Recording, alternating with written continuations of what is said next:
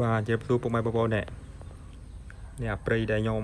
យកមកបានមួយខែនេះឃើញពណ៌វាអត់ស្អាតទេបងប្អូនអស់នេះពណ៌វាអែមមែននេះក្រហមដូចឆេះអានេះមែនតើបងប្អូននេះហើយខំទៀតកាលមុនខ្ញុំសាកឲ្យជុលគ្នាខំមែនតើពណ៌វាបងប្អូននេះគេអត់នេះ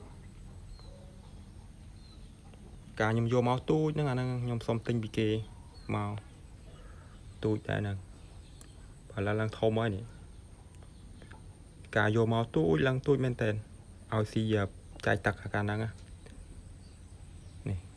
ពេលចំបានមួយខែជាងទៅនេះឡើងត្រឹសហើយមែនតើបងប្អូនពណ៌វាស្អាតណាហ្នឹងហើយនេះអូពណ៌ស្អាតមើលវាជក់ចិត្ត